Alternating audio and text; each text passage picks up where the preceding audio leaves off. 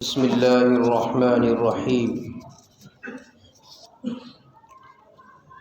الحمد للہ نحمده ونستعینه ونستغفره ونؤمن به ونتوکل علیہ ونعوذ باللہ من شرور انفسنا ومن سیئات اعمالنا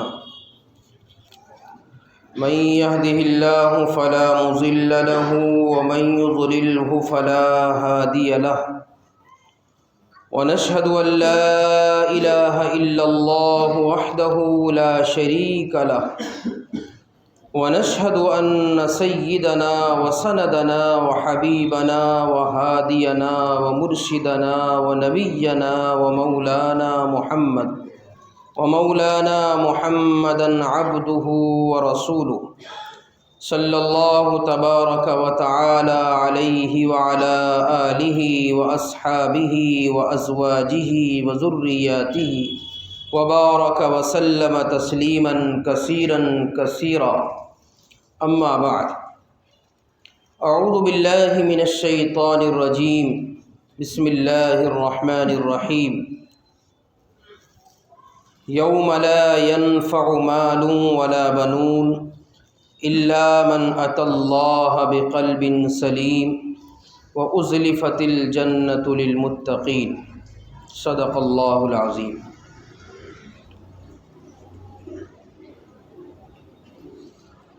یہ سورۃ الشعراء جو 19ویں پارے میں ہے اس کی آیات ہے۔ آج کی گفتگو میں انشاءاللہ اسی آیت کی تفسیر اور مفسرین کرام نے اس آیت کی تفسیر کے اندر جو مضامین اور نکات ذکر فرمائے ہیں وہ انشاءاللہ آپ کے سامنے بیان ہوں گے۔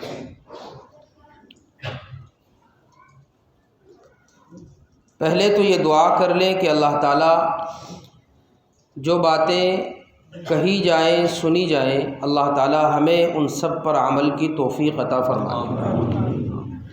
عمل کی نیت سے سنیں گے تو انشاءاللہ فائدہ ہوگا، اور اگر ایک کان سے سنا اور دوسرے کان سے نکال دیا، یہاں سنا اور یہیں سن کر جھاڑ کر چلے گئے تو کوئی فائدہ نہیں ہوگا۔ اگر عمل کی نیت سے آپ سنیں گے تو انشاءاللہ اللہ کی طرف سے عمل کی توفیق بھی ہو جائے گی۔ آج کی گفتگو میں بہت قیمتی بہت مفید باتیں آپ کے سامنے ذکر کروں گا۔ قرآن کریم میں اللہ تبارک و تعالی نے اور اللہ کے پاک نبی وجہ تخلیق کائنات احمد مجتبیٰ محمد مصطفیٰ صلی اللہ تعالیٰ علیہ وسلم نے اپنی احادیث کے اندر جو مضامین ذکر فرمائے ہیں، جو باتیں ذکر فرمائی ہیں، جو تعلیمات بیان کی ہیں، ان کو اگر سامنے رکھا جائے تو ایک بات یہ خلاصے کے طور پر سمجھ میں آتی ہے کہ ایک انسان کی زندگی کے دو پارٹ ہیں، ایک دنیا کی زندگی اور ایک موت کے بعد کی زندگی۔ ویسے تو انسان بتدریج سفر میں ہے، مسافرت کر رہا ہے، چلاؤ کے اندر ہے، عالم ارواح سے مادر رحم کے اندر آیا، اور پھر مادر رحم سے ماں کے پیٹ سے دنیا کے اندر آیا، اور پھر دنیا سے اپنا وقت، اپنی مسافرت، اپنی زندگی پوری کرنے کے بعد قبر میں چلا جائے گا، جس کو عالم برزخ کہا جاتا ہے۔ جب تک اللہ چاہیں گے وہاں رہے گا، اور اس کے بعد محشر میں اٹھایا جائے گا، اللہ کے حضور پیش کیا جائے گا، اور جو کچھ اس نے دنیا کی زندگی کے اندر کیا ہے اس کا اس سے حساب لیا جائے گا۔ اس کی زندگی کی جانچ پڑتال کی جائے گی اور اس کے اعمال کو تولا جائے گا۔ اگر اس کی زندگی کے نیک اعمال زیادہ ہوں گے، برائیاں کم ہوں گی، اللہ اپنے فضل سے بخش دے گا، اور اگر گناہ زیادہ ہوں گے، نیکیاں کم ہوں گی، تو اللہ رب العزت کا قانون تو یہی ہے کہ تول کے اندر جو قرآن کریم میں صراحت سے بیان فرمایا گیا، فمن ثقلت موازینہ فہو فی عیشۃ راضیہ، جس کے نیک اعمال کا پلڑا بھاری ہو جائے گا وہ کامیاب ہو جائے گا، فہو فی عیشۃ راضیہ، وہ عیش و عشرت کی زندگی کے اندر ہوگا، خوشی کی زندگی کے اندر ہوگا، راحت اور سکون کی زندگی کے اندر ہوگا۔ اور جس کے نیک اعمال کا پلڑا ہلکا ہو گیا، گناہوں کا پلڑا بھاری ہو گیا، تو قرآن کہتا ہے فَأُمُّهُ هَاوِيَةٌ وَأَمَّا مَنْ خَفَّتْ مَوَازِينُهُ، اور جس کے نیک اعمال کا پلڑا ہلکا پڑ گیا، فَأُمُّهُ هَاوِيَةٌ، اس کا ٹھکانہ دوزخ ہوگا، وہ جہنم میں جائے گا۔ یہ قرآن کا حکم ہے، اللہ کا قانون ہے۔ اب اللہ چاہیں گے، چونکہ اللہ قیامت کے دن کے مالک ہوں گے، اس لیے اگر وہ چاہیں گے تو کسی عمل کی بنیاد پر بخش بھی دیا جا سکتا ہے۔ کوئی عمل زندگی کا اللہ کو اس کی پسند آ گیا ہو، اللہ اس سے کسی عمل کی وجہ سے رضامند ہو گئے ہوں، خوش ہو گئے ہوں، ہو سکتا ہے بخش دیا جائے، لیکن قانون اور ضابطہ یہی ہے کہ اعمال کا وزن ہوگا، نیک اعمال زیادہ ہوں گے جنت میں جائے گا، برے اعمال زیادہ ہوں گے دوزخ میں جائے گا۔ قرآن و حدیث سے ہمیں اس بات کی صراحت ملتی ہے اور یہ خلاصہ اور وضاحت سامنے آتی ہے کہ انسان کی دنیا کی زندگی کا آخرت کے اندر حساب لیا جائے گا، اس سے پوچھ گچھ کی جائے گی، اس سے اس کی زندگی کے بارے میں سوال کیا جائے گا۔ اللہ کے نبی جناب رسول اللہ صلی اللہ تعالیٰ علیہ وسلم نے ایک حدیث کے اندر بڑی صراحت کے ساتھ فرمایا کہ ابن آدم کے قدم، آدم کی اولاد کے قدم اللہ کے سامنے سے اس وقت تک نہیں ہٹیں گے جب تک اس سے 5 چیزوں کے بارے میں سوال نہ کر لیا جائے۔ یہ حدیث ہے اللہ کے نبی جناب رسول اللہ صلی اللہ علیہ وسلم۔ ایک سوال ہوگا، 5 سوال ہوں گے، ان میں پہلا سوال ہوگا عمر کے بارے میں، زندگی کے بارے میں، زندگی کیسے گزاری؟ ہم نے جو تمہیں 40 سال، 50 سال، 60 سال، 70 سال کی زندگی تمہیں عطا کی تھی، تم نے اس زندگی کے اوقات کو، اس زندگی کے لمحات کو، اس زندگی کے اپنے عمر کو کس طرح گزارا ہے؟ ایک سوال ہوگا۔ اب اس سوال کے نتیجے میں جن لوگوں نے اپنی زندگی کے اوقات کو قیمتی بنایا ہوگا، اپنی زندگی اللہ اور اس کے رسول صلی اللہ علیہ وسلم کی مرضی کے مطابق گزاری ہوگی، سنت کے مطابق ان کی زندگی ہوگی، شریعت کے مطابق ان کی زندگی ہوگی، انہوں نے اپنی زندگی کے ایک لمحے کو، ایک سیکنڈ کو بالکل ضائع نہیں کیا ہوگا، ناپ تول کے زندگی کا حصہ گزارا ہوگا۔ نافرمانی انسان کا حصہ ہے، معصیت انسان کی فطرت ہے، ہو سکتا ہے گناہ ہو جائے اور ہو جاتے ہیں۔ انبیاء علیہ الصلوۃ والسلام کے علاوہ کوئی معصوم دنیا کے اندر نہیں ہوتا، کوئی معصوم نہیں ہے، تو گناہ اگر ہو جائے تو اللہ تعالیٰ نے اس کا بھی آپشن رکھا ہے، توبہ کر لو ہم معاف کر دیں گے، توبہ کر لو ہم معاف کر دیں گے۔ اور کیسا خوبصورت اور پیارا قانون ہے میرے اللہ کا۔ ایک طرف تو یہ فرمایا حدیث پاک کے اندر التائب من الذنب کمن لا ذنب لہ، جس نے گناہ سے توبہ کر لی وہ ایسا ہے جیسے اس نے گناہ کیا ہی نہ ہو۔ جس نے گناہ سے توبہ کر لی، گناہ سے توبہ کرنے والا ایسا ہے جیسے اس نے گناہ کیا ہی نہ ہو۔ کیا خوبصورت قانون ہے میرے اللہ! گناہ انسان کی عادت میں داخل ہے، فطرت میں داخل ہے، ہو سکتا ہے گناہ ہو جائے، لیکن اللہ تعالیٰ نے فرمایا توبہ کر لو۔ یا عبادی الذین اسرفوا علی انفسہم لا تقنطوا من رحمت اللہ ان اللہ یغفر الذنوب جميعا۔ اے میرے بندو، اے میرے بندو، جنہوں نے میری نافرمانی کر کے اپنی جانوں پر ظلم کر لیا، گناہ کر کر کے انہوں نے اپنی جانوں پر ظلم کر لیا، وہ لا تقنطوا من رحمت اللہ، میری رحمت سے مایوس مت ہونا، میری رحمت سے مایوس مت ہونا۔ ان اللہ یغفر الذنوب جميعا، میں تمہارے سارے گناہوں کو معاف کر دوں گا، سارے گناہوں کو معاف کر دوں۔ تو قانون یہ ہے اللہ کا، اور اس سے بھی بڑی کرم نوازی میرے اللہ کی، بڑا پیار ہے میرے اللہ کا، بڑی عنایتیں ہیں میرے اللہ کی۔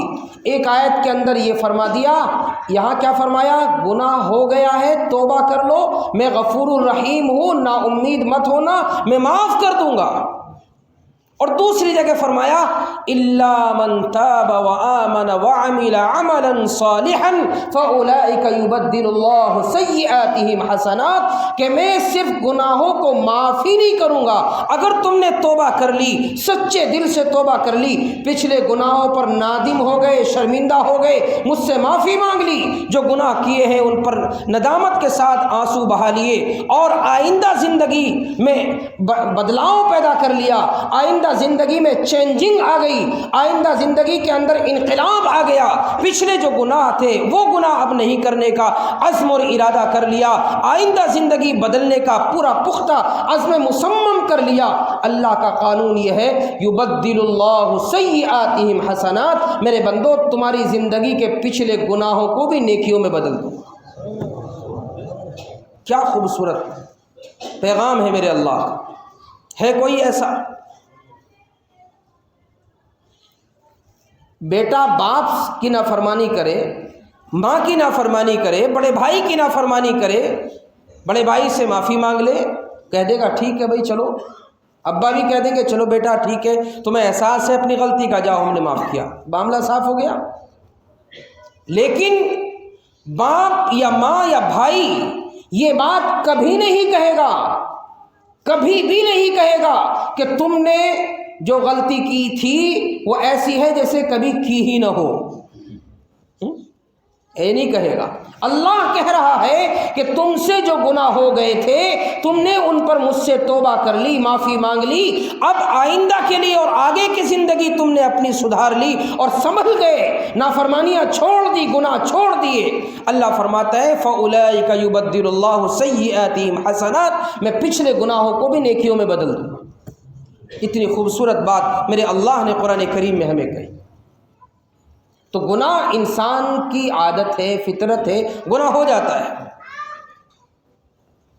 تو اللہ کا قانون یہ ہے کہ گناہ اگر زیادہ ہوں گے تو جہنم کا قانون ہے، بخشش کا خانہ، بخشش کی جو آپشن ہے وہ اللہ کے فضل کے اوپر ہے، اللہ اپنے فضل سے چاہیں گے تو معاف کریں گے ورنہ جہنم میں جائے، قانون ہے اللہ۔ اللہ تعالیٰ نے دو مقام بنائے ہیں آخرت میں، ایک جنت ہے اور ایک دوزخ ہے۔ بڑے دل سے یہ باتیں اپنے دل کے پردوں پر اور دل کے نہا خانوں میں چھپا لینا اور لکھ لینا ان باتوں کو۔ اللہ تبارک و تعالیٰ نے دو مقام بنائے ہیں آخرت میں، ایک کا نام جنت ہے اور دوسرے کا نام جہنم ہے۔ اللہ تعالیٰ نے ہمیں جنت والے اعمال کرنے کے بارے میں تاکید کی ہے اور جہنم والے اعمال سے بچنے کے بارے میں ہمیں تنبیہ کی ہے۔ سابقوا الى مغفرة من ربكم وجنة عرضها كعرض السماء والارض، دوڑو اللہ کی اس مغفرت کی طرف دوڑو اللہ کی اس مغفرت کی طرف، وجنت اور جنت کی طرف، وجنت عرضها كعرض السماوات والارض، اور جنت کی چوڑائی اتنی ہے جیسے زمین و آسمان کی چوڑائی، بلکہ اس سے بھی زیادہ اللہ نے ایک مقام وہ بنایا ہے، اور ایک مقام بنایا جہنم کا۔ جنت میں جانے کے بارے میں ہمیں تاکیدات کی ہیں، ہمیں احکامات دیے ہیں، اور جہنم سے بچنے کے بارے میں ہمیں منہیات کی ہیں اور ہمیں تنبیہات کی ہیں۔ آج کی گفتگو میں جو قرآن کریم کی آیت میں نے پڑھی ہیں، 3 آیتیں، ان کے حوالے سے میں آپ کے سامنے جنت میں جانے والے 5 اعمال کا تذکرہ کروں گا کہ کون سے وہ 5 اعمال ہیں جو ہمیں جنت میں لے کر جائیں۔ نیت کرتے ہیں انشاءاللہ جنت میں جانے کی یا نہیں کرتے؟ نیت کرنی چاہیے، اور اللہ سے جنت کا سوال بھی کرنا چاہیے، اے اللہ ہمیں جنت الفردوس عطا فرما۔ یہ نیت دعا کرنی چاہیے اللہ تعالیٰ سے۔ تو اللہ تعالیٰ نے قرآن کریم کی اس آیت کریمہ کے اندر، میری یہ تفصیل جو میں نے ابھی آپ کے سامنے ذکر کی تمہید بالکل بھی ذہن میں نہیں تھی، یہ اس آیت کے برکت سے اللہ تعالیٰ نے یہ باتیں میرے ذہن میں ڈالی جو میں نے آپ کے سامنے رکھی۔ مجھے تو سیدھا آیت کے موضوع پر بیان کرنا تھا۔ انسان اپنی زندگی میں، دنیا کی زندگی میں 2 چیزوں سے بہت زیادہ غافل ہوتا ہے، 2 چیزوں میں پڑھ کر بہت زیادہ آخرت سے غافل ہوتا ہے۔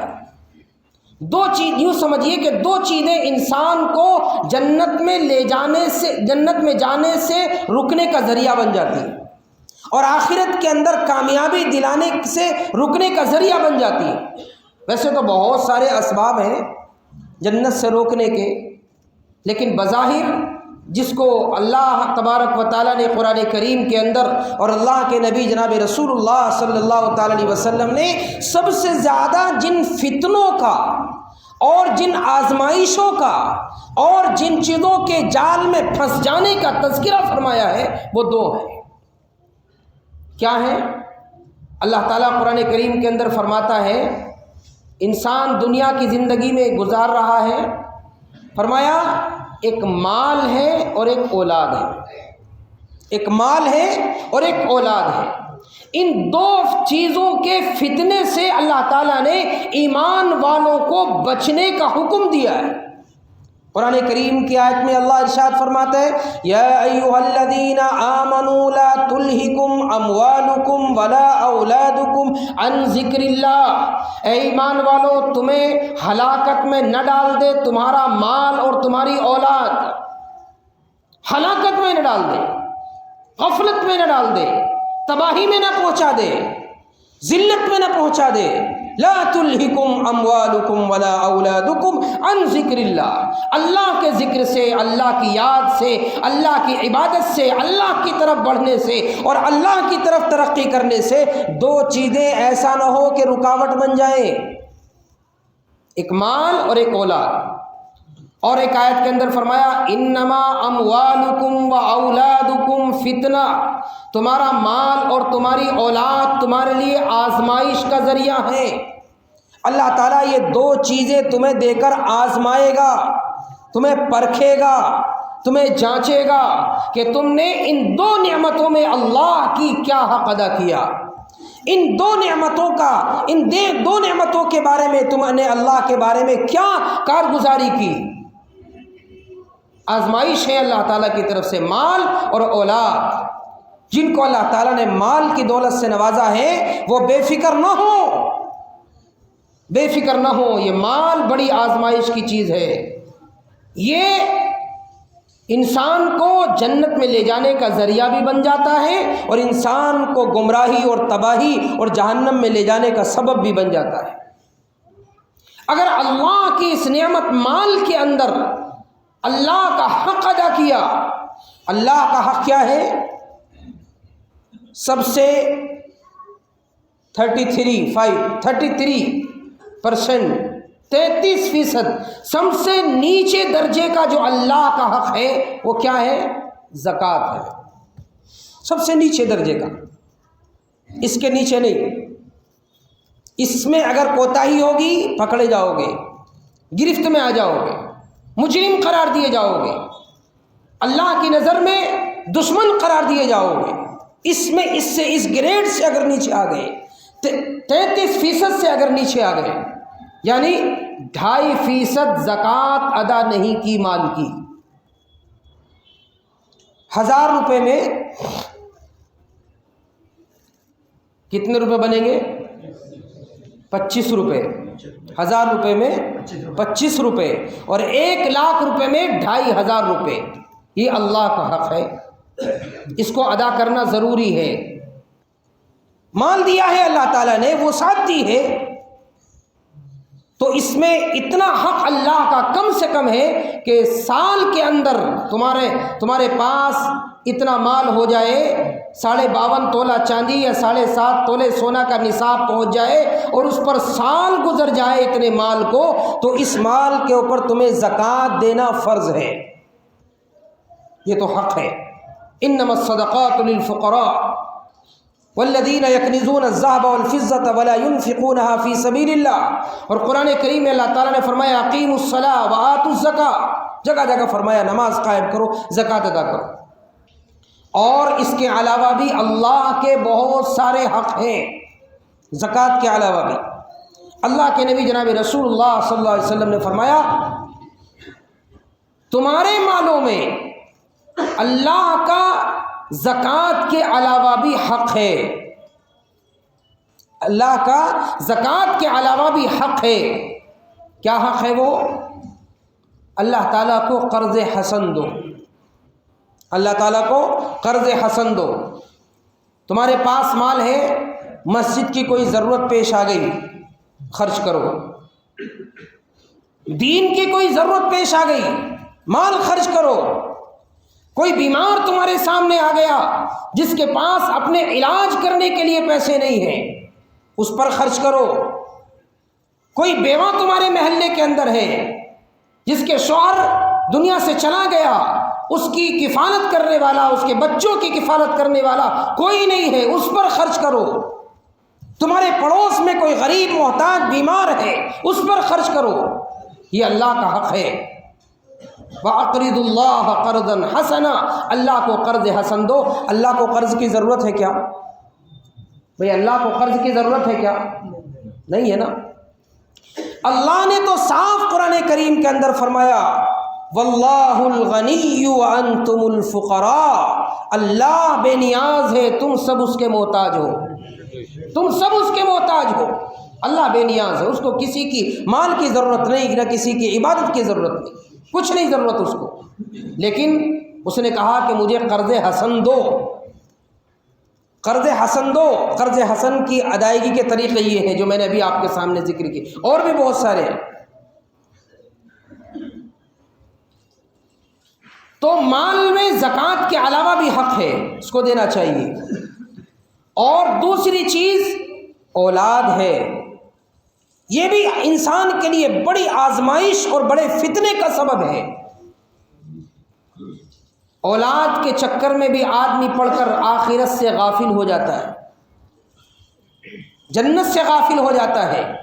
اللہ کے نبی جناب رسول اللہ صلی اللہ تعالی علیہ وسلم نے کسی شخص کے بارے میں فرمایا اکل حسنات عیالہ، اکل عیالہ حسناتہ، اس کی نیکیاں اس کی اولاد کھا گئی، اس کی نیکیاں اس کی اولاد کھا گئی۔ یعنی یہ اولاد کے چکر میں ایسا پھنسا، اولاد کے فتنے میں ایسا پھنسا کہ اس کو جو نیکیاں کرنے کا موقع ملا تھا، نیکیاں کرنے کا وقت ملا تھا، وہ یہ نہ کر سکا۔ یہ بھی ایک طریقہ ہے اولاد کے فتنے میں پڑنے کا، کہ آدمی اولاد میں اتنا مشغول ہو جائے کہ اس کو اپنی فکر لاحق نہ ہو، اپنی آخرت کی، اپنی قبر کی، اپنی جنت کی فکر لاحق نہ ہو۔ اور دوسرا طریقہ یہ ہے کہ اولاد کی خواہشات اور اولاد کے جذبات اور اولاد کی مرضییں، ان کی تمنائیں، ان کی آرزوئیں پورا کرنے میں اتنا مشغول ہو جائے کہ بس جو وہ کہے وہ پورا کر کے دے۔ آج یہی ہو رہا ہے۔ اولاد جو کہہ رہی ہے، باپ کچھ بھی کرتا ہے، بیوی نے جو کہا، اولاد نے جو کہا، یہ چیز چاہیے تو چاہیے، فون چاہیے تو چاہیے، لیپ ٹاپ چاہیے تو چاہیے، گاڑی چاہیے تو چاہیے، اولاد نے کہہ دیا وی سی آر چاہیے تو چاہیے، گھر میں ٹی وی چاہیے تو چاہیے، اولاد نے جو کہہ دیا، باپ ہر ممکن کوشش کرتا ہے، جد و جہد کرتا ہے، اور کبھی کبھی تو حرام اور حلال کے جو امتیاز ہے، جو فرق ہے، جو حدود ہے، اس کو کود کر حلال کی باؤنڈری سے نکل کر حرام کے دروازوں میں داخل ہوتا ہے، سود میں، رشوت میں اور دوسرے طریقوں میں داخل ہوتا ہے، اولاد کی ضروریات کو پوری کرتا ہے، اولاد کی ضروریات کو پوری کرتا ہے۔ تو یہ بھی اب یہ اس نے اپنی اولاد کی ضروریات کو پورا کرا، ان کی خواہشوں کو پورا کرا، تو یہ اس میں نقصان کس کا ہوا؟ ناجائز طریقے سے مال کمایا، حرام طریقے سے مال کمایا، نقصان کس کا ہوا؟ آخرت کس کی خراب ہوئی؟ جنت میں جانے سے کون رکا؟ جہنم میں داخلے کا سبب کون بنا؟ اولاد بنی نا۔ اولاد کی مرضی پوری کرنی تھی، اولاد کی خواہش پوری کرنی تھی، حرام کمائی اکٹھا کی، حرام مال جمع کیا، میری اولاد سکسیز ہو جائے، میری اولاد کامیاب ہو جائے، میری اولاد کے لیے بہترین گھر بن جائے، میری اولاد کا بہترین کاروبار ہو جائے۔ دنیا میں حرام اور حلال کی فرق کو اٹھا کر مال کمایا کمایا کمایا، خوب اکٹھا کیا، اور جب دنیا سے گیا تو خالی ہاتھ گیا، اور جس مال کو اولاد کے لیے جمع کیا تھا، وہی اولاد اس کے مرنے کے بعد اس کے مال سے گلچھرے اڑاتی، عیش کرتی ہے، مستی کرتی ہے۔ کسی نے بڑی خوبصورت بات لکھی تھی کہ سود لیا اور اولاد کو کامیاب بنانے کے لیے سود لیا۔ آج کل سود لیا جاتا ہے بینکوں سے، لوگ دوسروں سے بیاج پہ پیسہ لیتے ہیں، بینکوں سے لون لیتے ہیں، سود لیا اولاد کو کامیاب بنانے کے لیے، ساری اولاد بے سود ہو گئی، ساری اولاد بے سود ہو گئی۔ اللہ کا قانون ہے،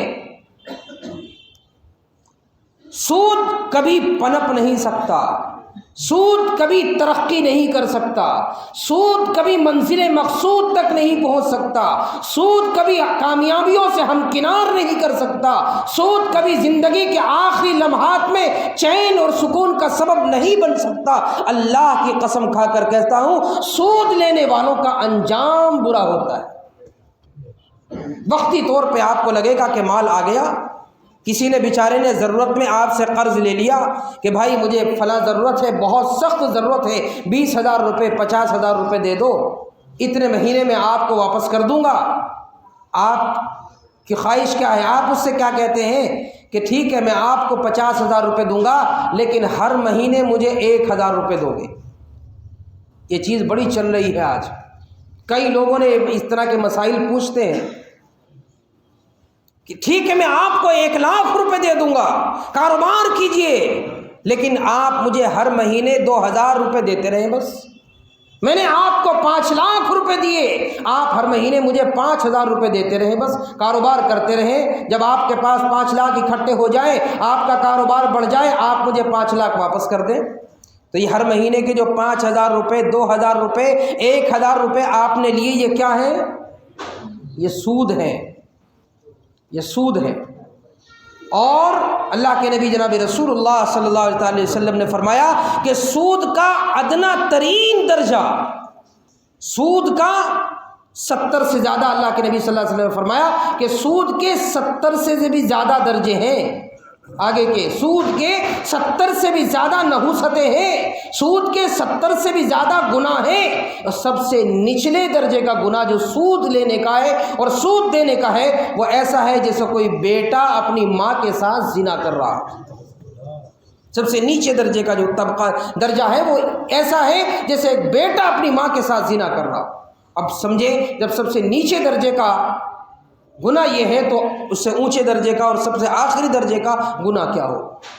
یہ سود کی لعنت سے اپنے آپ کو بچاؤ، سود کی نحوست سے اپنے آپ کو بچاؤ۔ اگر آپ دے سکتے ہیں تو کسی کو قرض دیں، اور قرض دینے میں بھی آپ خالی ہاتھ نہیں رہیں گے، اللہ کی قسم جناب رسول اللہ صلی اللہ تعالیٰ علیہ وسلم نے فرمایا کہ جس نے کسی کو قرض دیا اور قرض خواہ جس کو قرض دیا گیا وہ قرض وقت پہ ادا نہ کر سکا، قرض وقت پہ ادا نہ کر سکا، اس نے مہلت مانگ لی اور آپ نے اس کو مہلت دے دی، تو ہر روز جتنے پیسے آپ نے اس کو قرض دیے ہیں ہر روز اتنے پیسے صدقہ کرنے کا آپ کو ثواب ملے گا، اتنے پیسے صدقہ کرنے کا آپ کو ثواب ملے گا۔ اللہ نے کوئی یوں ہی تھوڑے ہی نظام بنایا ہے، کوئی اتنا بیکار نظام نہیں ہے اسلام کا۔ اگر آپ قرض دے سکتے ہیں قرض دیں، اور اگر آپ کا دل سخت ہے آپ کسی کو قرض نہیں دینا چاہتے تو نہ دیں، کوئی ضرورت نہیں ہے۔ آپ کسی کو قرض نہیں دینا چاہتے منع کر دے، دو ٹوک لفظوں میں اس کو منع کر دے کہ میں آپ کو قرض پیسے نہیں دے سکتا، لیکن یہ سود کی لعنت میں اپنے آپ کو اور سامنے والے کو گرفتار مت کرو کہ بھائی ٹھیک ہے 1 لاکھ روپے لے لو، ہر مہینے 2000 روپے دیتے رہے۔ ہو رہا کہ نہیں ہو رہا آپ کے سماج میں؟ بہت ہو رہا ہے۔ اللہ حفاظت فرمائے، اس سے اپنے آپ کو بچاؤ۔ میں نے ابھی جملہ کہا کہ اولاد کو کامیاب بنانے کے لیے سود لیا، ساری اولاد بے سود نکل جائے گی۔ اولاد کو کامیاب دیکھنے کے لیے حرام مال اکٹھا کیا، ساری اولاد آپ کے لیے ناکارہ ثابت ہو جائے گی۔ یہ اولاد آپ کے لیے چین اور سکون کا باعث نہیں بن سکتی۔ جس حرام مال سے آپ نے بلڈنگ بنائی، جس حرام مال سے آپ نے گھر بار بنایا، اللہ کی قسم اس گھر میں کبھی بھی آپ کو چین و سکون میسر نہیں ہو سکتا، نہیں ہوگا، فطرت کا قانون ہے۔ تو میں عرض کر رہا تھا کہ 2 چیزیں ہیں جو انسان کو آخرت سے غافل کرتی ہیں۔ قرآن کریم میں اللہ تعالیٰ نے ان کے حوالے بیان کیے ہیں، اور اللہ کے نبی جناب رسول اللہ صلی اللہ تعالیٰ علیہ وسلم نے ان کی بارے میں ہمیں متنبہ کیا ہے کہ ان 2 چیزوں سے بہت ہوشیار رہنا۔ اگر مال آ جائے، مال مل جائے تو اس سے بھی اللہ سے ڈرتے رہنا کہ کہیں اس میں اللہ کی نافرمانی نہ ہو جائے، کہیں اس میں اللہ کا حق ضائع نہ ہو جائے۔ اللہ نے دیا ہے، اللہ کے بندوں پر خرچ کرو، اللہ نے دیا ہے، اللہ کے بندوں پر خرچ کرو، جوڑ کے مت رکھو، جوڑ کے مت رکھو۔ یہ جوڑ کے رکھنا تمہارے کوئی کام نہیں آئے گا، جوڑ کے رکھنا کوئی کام نہیں آئے گا۔ کام صرف وہ آئے گا جو تم نے کھا لیا، جو تم نے پہن لیا، جو راہ خدا میں خرچ کر دیا، بس وہ کام آئے گا۔ اس کے علاوہ تو سب دوسروں کا ہو جائے، سب دوسروں کا ہو جائے۔ اللہ کے نبی جناب رسول اللہ صلی اللہ علیہ وسلم نے ایک موقع پر صحابہ سے فرمایا کہ بتاؤ اپنے مال سے زیادہ وارث کے مال سے کون محبت کرتا ہے؟ اپنے مال سے زیادہ وارث کے مال سے کون محبت کرتا ہے؟ وارث کہتے ہیں کہ مرنے کے بعد جس کو مال مل جائے، اس کا کمایا ہوا نہ ہو۔ باپ کا انتقال ہوا، باپ کی وراثت میں سے مال مل گیا، ماں کا انتقال ہوا، ماں کی وراثت میں سے مال مل گیا، اور چچا کا انتقال ہوا، کوئی اس کے پیچھے نہیں تھا، اس کی وراثت میں سے مال مل گیا، پیسے آ گئے۔ اللہ کے نبی فرماتے ہیں کہ بتاؤ، صحابہ سے پوچھ رہے ہیں آپ، بتاؤ اپنے مال سے زیادہ وارث کے مال سے کون محبت کرتا ہے؟ صحابہ نے کہا اللہ کے رسول ایسا تو کوئی بھی نہیں ہے جو اپنے مال سے زیادہ وارث کے مال سے محبت کرے۔ اللہ کے نبی نے فرمایا سوچ کر بولو، سوچ کر بولو کیا کہہ رہے ہو؟ کہ اللہ کے نبی ہم تو یہی سمجھتے ہیں اپنے مال سے زیادہ تو انسان کو کسی کے مال سے محبت نہیں ہوتی۔ پھر آپ نے فرمایا تو سنو، اپنا مال وہ ہے جو تم نے کھا لیا، جو پہن لیا، جو راہ خدا میں خرچ کر دیا، اس کے علاوہ جتنا ہے وہ سب وارثوں کا ہے، وہ تمہارا نہیں ہے، سب وارثوں کا ہے، دوسرے لے جائیں۔ اولاد کے لیے مال جمع کرنا تمہاری ذمہ داری نہیں ہے، اولاد کے لیے بلڈنگ بنا کے دینا تمہاری ذمہ داری نہیں ہے۔ اولاد کو دینی تعلیم تربیت کر دو، اولاد کو دین سکھا دو، روزی ان کی تمہارے اختیار میں نہیں ہے، اللہ کے اختیار میں ہے۔ اللہ ان کے مقدر میں جو روزی ہے ان کو مل کر رہے گی، تمہارے چھوڑ کے جانے سے کچھ نہیں ہوگا۔ بہرحال باقیات ذہن میں آ رہے، میں اس کو نہیں ذکر کرتا، اپنے مضمون کی طرف چلتا ہوں۔ تو 2 چیزیں ہیں جو انسان کو آخرت سے غافل کرتی ہیں، مال اور اولاد۔ انہی دونوں چیزوں کے جال میں پھنس کر آدمی آخرت کو بھول جاتا ہے، مرنے کے بعد کی زندگی کو بھول جاتا ہے، جنت میں جانے کے لیے تیاری کرنے کو بھول جاتا ہے، اللہ کے سامنے کھڑے ہونے کو بھول جاتا ہے، اللہ کے نبی جناب رسول اللہ صلی اللہ تعالیٰ علیہ وسلم کی خدمت میں حاضری کو بھول جاتا ہے۔ وہ بھول جاتا ہے کہ مجھے کل قیامت کے دن میدان محشر میں اللہ کے سامنے کھڑا ہونا ہے، وہ بھول جاتا ہے کہ کل قیامت کے دن میرے سامنے ترازو ہوگی اور مجھے اپنے اعمال کا اس ترازو میں وزن کرانا پڑے گا، وہ بھول جاتا ہے کہ مجھے کل پل صراط پر سے گزرنا ہوگا، وہ بھول جاتا ہے کہ مجھے کل میرے بارے میں فیصلہ ہوگا جنت کا یا جہنم کا، مجھے پتہ نہیں کہ مجھے جنت میں جاؤں گا یا جہنم میں جاؤں گا۔ آدمی دنیا و مال اور اولاد کے چکر میں پڑ کر بھول جاتا ہے۔ اب آئیے جو آیتیں میں نے پڑھی تھیں اس کے تفسیر کی طرف چلتے ہیں۔ اللہ تبارک و تعالیٰ ارشاد فرماتا ہے یوم لا ينفع مال ولا بنون، ایک دن آئے گا قیامت کا کہ اس دن نہیں نفع پہنچائے گا نہ تمہارا مال اور تمہاری اولاد، تمہارے بیٹے اور تمہارا مال تمہیں کچھ بھی نفع نہیں پہنچائے گا۔ یہ اللہ فرماتا ہے قرآن میں یوم لا ينفع مال ولا بنون، تمہاری اولاد جس کے چکر میں پڑ کے تم نے اپنی آخرت کو غافل کر دیا، وہ مال جس کی خوبصورتی میں اور جس کی رنگینیوں میں پھنس کر تم آخرت سے غافل ہو گئے اور جس کو جمع کرنے کی فکر میں تم نے اپنی آخرت کو بھلا دیا، اللہ فرماتا ہے یہ مال اور اولاد اور بیٹے تمہاری قیامت کے دن کچھ بھی کام نہیں آئیں گے، کچھ بھی نفع نہیں پہنچائے۔ تو بتاؤ جو چیز آخرت میں نفع پہنچائے اس کے لیے تیاری کرنی چاہیے یا جو چیز آخرت میں نفع نہ پہنچائے اس کے لیے کوشش کرنی چاہیے؟ بتائیں، بور تو نہیں ہو رہے آپ؟ میری بات سمجھ میں آ رہی نہیں؟ سمجھ میں آنی چاہیے۔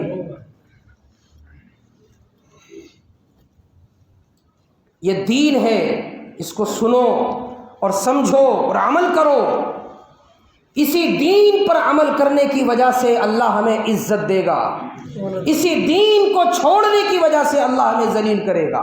اللہ کا وعدہ ہے تم دین پر قائم رہو گے، تم اللہ کے دین کی نصرت کرو گے، اللہ تمہاری نصرت کرے گا، اور تم دین کو چھوڑ دو گے اللہ تمہیں ذلیل و رسوا کر کے رکھے گا۔ دین سیکھو، دین سمجھو، دین پر عمل کرو۔ کوئی چیز کام نہیں آئے گی آخرت میں، اولاد نہ مال، کچھ کام نہیں آئے گا۔ پھر کیا کام آئے گا؟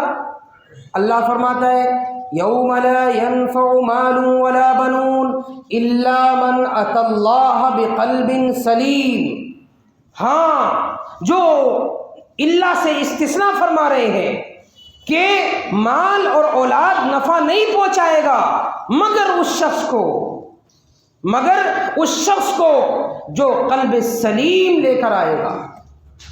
قلب سلیم کا اس کا محاوری ترجمہ سمجھے بھلا چنگا دل لے کر آئے گا، بھلا چنگا دل لے کر آئے گا۔ اس کا مال بھی اس کو آخرت میں نفع پہنچائے گا، اس کی اولاد بھی اس کو آخرت میں نفع پہنچائے گا۔ بھلا چنگا دل، قلب سلیم، جس کا دل ہوگا، جس کے دل میں کفر و شرک کی گندگی نہیں ہوگی، جس کے دل کے اندر برے عقائد نہیں ہوں گے، جس کے دل کے اندر اللہ کی نافرمانی کے جذبات نہیں ہوں گے، جس کے دل کے اندر دنیا کی محبت نہیں ہوگی، جس کے دل کے اندر غیر اللہ کی محبت نہیں ہوگی، جس کے دل کے اندر اللہ کی محبت ہوگی، اللہ کا عشق ہوگا، اللہ سے تعلق ہوگا، اللہ کی فرما برداری کے جذبات ہوں گے، دین پر عمل کرنے کے جذبات ہوں گے، اس کا دل بھلا چنگا کہلائے گا۔ اللہ اس دل کو، اس شخص کو کامیاب کریں گے جو قلب سلیم بھلا چنگا دل لے کر آئے گا، وہ فرسٹ ڈویژن سے کامیاب ہوگا۔ اللہ اس کے بارے میں اعلان کریں گے یہ ہے کامیاب انسان، یہ ہے کامیاب انسان، یہ آج میرے سامنے آیا ہے، یہ آج میرے دربار میں آیا ہے اور ایسا دل لے کر آیا ہے، ایسا جی لے کر آیا ہے، ایسا بھلا چنگا دل لے کر آیا ہے، آج اس کو سب کچھ کامیاب ہوگا، اس کا مال بھی اس کو نفع پہنچائے گا، اس کی اولاد بھی اس کو نفع پہنچائے گی۔ اور پھر فرمایا وَأُزْلِفَتِ الْجَنَّةُ لِلْمُتَّقِينَ، اور جنت اس کے قریب کر دی جائے گی، جنت اس کے قریب کر دی جائے گی، یعنی وہ جنت میں داخل کر دیا جائے گا۔ اب بات ایک لفظ پہ کرنی ہے، 5 باتیں اس لفظ سے متعلق۔ علامہ الا من اتی اللہ بقلب سلیم، بھلا چنگا دل کس کا ہوتا ہے؟ کون سا دل بھلا چنگا کہلاتا ہے؟ علامہ آلوسی سید محمود بغدادی رحمۃ اللہ علیہ نے، میں نے اس کو آپ کے سامنے بیان کرنے کے لیے بڑے اختصاص سے، بڑے خلاصے سے، بڑے نچوڑ سے اس کو اخذ کیا ہے۔ مجھے 2 دن سے میں اس تفسیر کو دیکھ رہا تھا اور اس کی نکات، اس کی باریکیاں اخذ کرنے کی اور سمیٹنے کی کوشش کر رہا تھا کہ کل انشاءاللہ یہ 5 باتیں مجھے بیان کرنی ہے کہ جنتی دل کس کا ہے اور جنت میں جانے والا شخص کون ہوگا جو اپنے دل کو اللہ کے سامنے لے کر جائے گا، قلب سلیم لے کر جائے گا، اور قلب سلیم والا شخص جنت کے اندر داخل ہو جائے گا۔ علامہ سید آلوسی سید محمود بغدادی رحمۃ اللہ علیہ نے ایک تفسیر لکھی ہے، تفسیر روح المعانی، 15 جلدوں میں ہے، عربی کے اندر، بڑی ضخیم کتابیں ہیں۔ علامہ انور شاہ کشمیری رحمۃ اللہ علیہ فرمایا کرتے تھے کہ پوری دنیا میں عربی زبان کے اندر اس سے بڑی تفسیر دنیا کے اندر موجود نہیں۔ عربی زبان کے اندر، اردو میں بہت ساری تفسیریں ہیں لیکن یہ تفسیر عربی کے اندر ہے۔ تفسیر روح المعانی 15 جلدوں میں ہے، بڑی ضخیم کتابیں ہیں۔ 19ویں پارے میں 90 رکوع کے اندر جو میں نے آیتیں پڑھی سورۃ الشعراء، اس میں علامہ سید محمود آلوسی رحمۃ اللہ علیہ نے قلب سلیم کے بارے میں تفسیر کرتے ہوئے بیان فرمایا کہ قلب سلیم، بھلا چنگا دل کس کا ہوتا ہے؟ جس کے اندر 5 باتیں پائی جائیں، اور جنت میں جانے والا شخص وہ ہوگا قیامت کے دن جو اپنے اندر 5 باتیں پیدا کر لے۔ پہلے تو یہ نیت کریں کہ انشاءاللہ جو 5 باتیں ہمارے سامنے آئیں گی انشاءاللہ ہم ان پر عمل کریں گے۔ آج کے دن آپ کے لیے بھی فرصت کا ہے یا کہیں جانا ہے؟ بھوک لگ رہی ہوگی، بس تھوڑا سا یہ ہوگا، مجھے بھی لگ رہی ہے، میں نے بھی نہیں کھایا کھانا، آپ کو بھی لگ رہی ہو، لیکن آج الحمدللہ آپ کے جاگنے کی رات ہے، اللہ تعالیٰ کی طرف سے انعام کی رات ہے یہ۔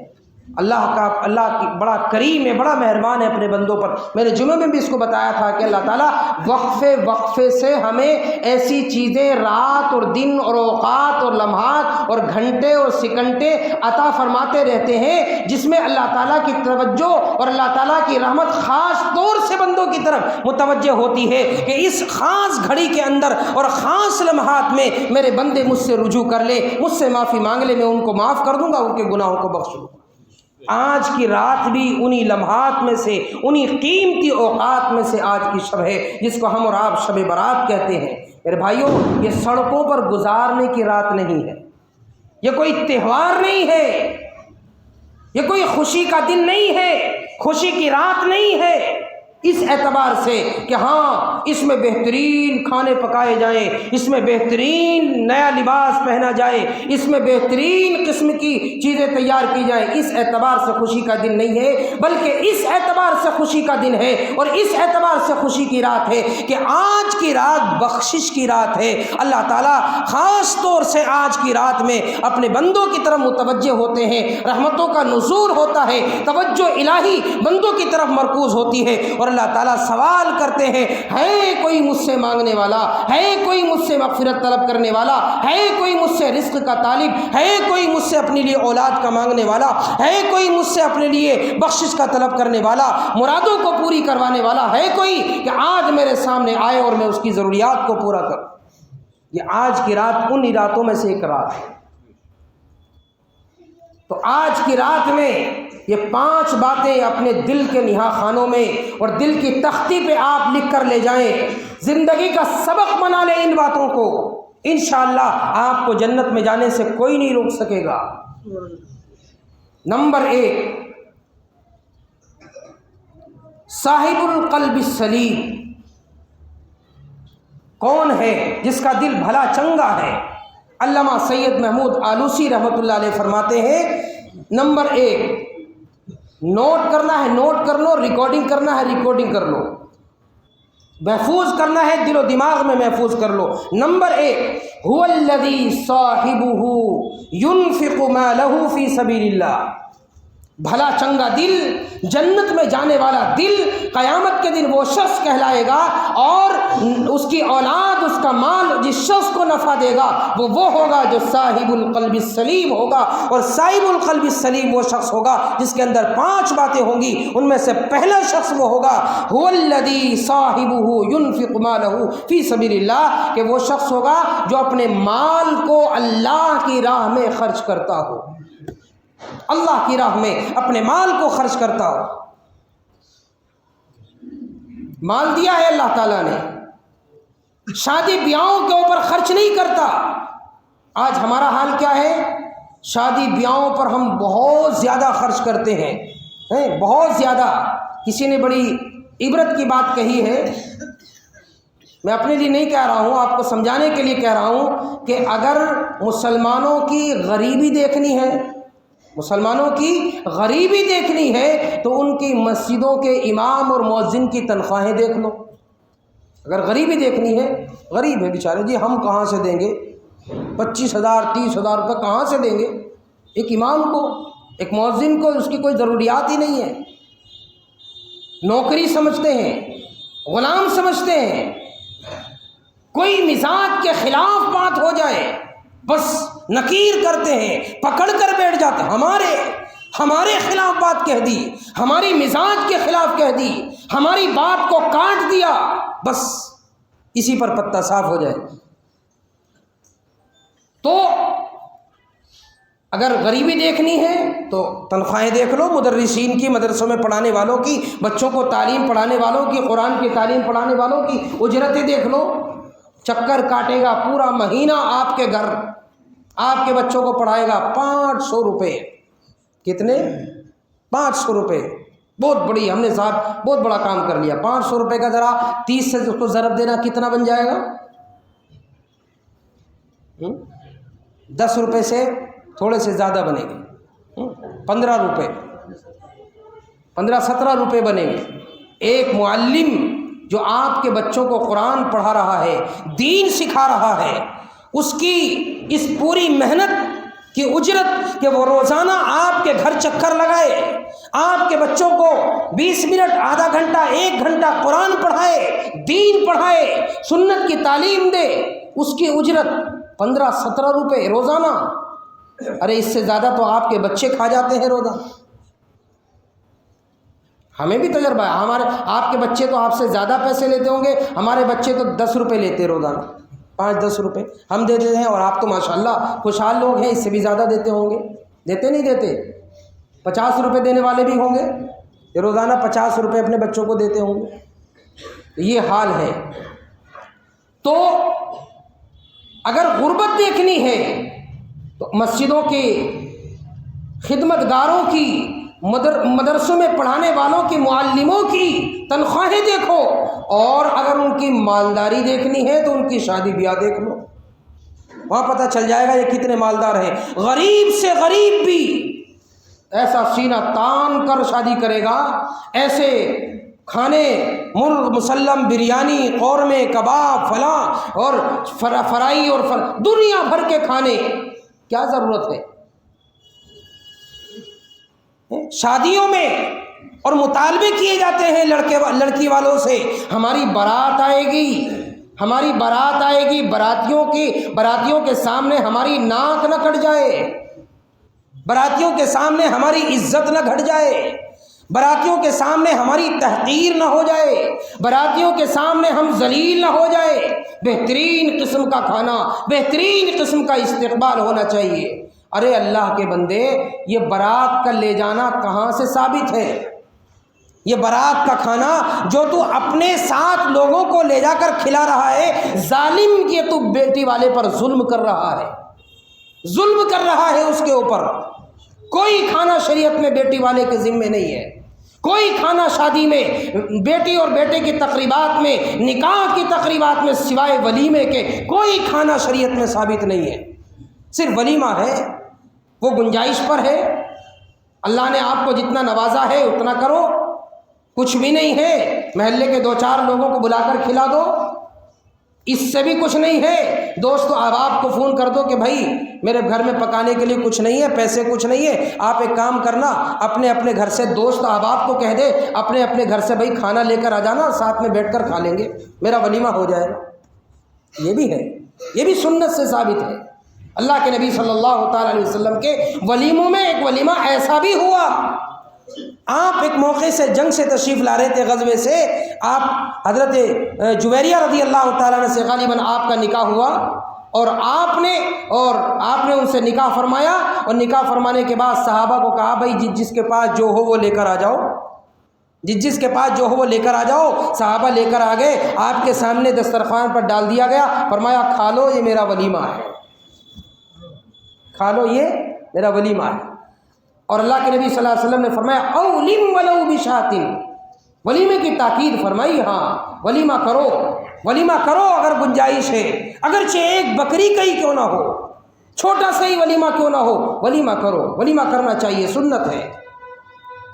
تو شادی بیاہوں کے اوپر بہت خرچ کرے گا، بہترین گھر بار کے اندر بہت خرچ کرے گا، بیوی بچوں کے اوپر بہت زیادہ خرچ کرے گا، اپنی ٹوائلٹ باتھ روم پر لاکھوں روپیہ لگائے گا، اور اگر مسجد کی دری کے لیے سوال کر لیا جائے، مدرسے کی کسی ضرورت کے لیے سوال کر لیا جائے، امام اور مؤذن کی تنخواہ کے لیے سوال کر لیا جائے، یا کسی اور پریشان حال کی ضرورت مند کے لیے ضرورت کا سوال کر لیا جائے، تو اس کے لیے دینے کی ہمت نہیں ہوتی، اس کے لیے دینے کے لیے اس کے پاس پیسے نہیں ہوتے۔ کاروبار مدہ ہے میاں، کاروبار بڑا ہلکا ہے، اور ہوٹلوں پہ کھانے اڑانے کے لیے، شادیاں کرنے کے لیے کاروبار کے اندر کوئی کمی نہیں آتی الحمدللہ۔ دین کے نام پر خرچ کرنے کے لیے، اللہ کے نام پر خرچ کرنے کے لیے مال کے اندر کمی آ جاتی ہے، دل سکڑ جاتا ہے اللہ کے نام پر دینے کے لیے۔ صاحب القلب السلیم، بھلا چنگا دل، جنت میں جو دل ہمیں لے کر جائے گا، علامہ سید محمود آلوسی رحمۃ اللہ علیہ فرماتے ہیں کہ ان میں سے ایک شخص وہ ہوگا والذی صاحبہ ينفق مالہ فی سبیل اللہ، جو اپنے مال کو اللہ کی راہ میں خرچ کرتا ہو۔ کریں گے انشاءاللہ اس پر عمل۔ شروع کی گفتگو سے بھی یہ مضمون چل رہا تھا، مال اکٹھا کرنے کی چیز نہیں ہے، مال خرچ کرنے کی چیز ہے، اللہ کے بندوں پر خرچ کرو۔ یہ نہیں کہ کوئی ضرورت مند آپ کے پاس آئے اس کی ضرورت پر ہی آپ دیں گے اس کو، نہیں، آپ کی ذمہ داری ہے، اللہ نے آپ کو مال دیا ہے، آپ تلاش کریں ایسے افراد کو، کوشش کریں ایسے افراد کو تلاش کرنے کی، دیکھیں ہو سکتا ہے آپ کے قریب میں آپ کہ مسجد کا خادم، مسجد کا کوئی خدمتگار، مدرسے کا کوئی مدرس معلم وہ ضرورت مند ہو، اور اپنی عزت نفس کے لیے وہ کسی کے سامنے ہاتھ نہ پھیلاتا ہو، بیماری کے اندر مبتلا ہو، پریشانی کے اندر مبتلا ہو۔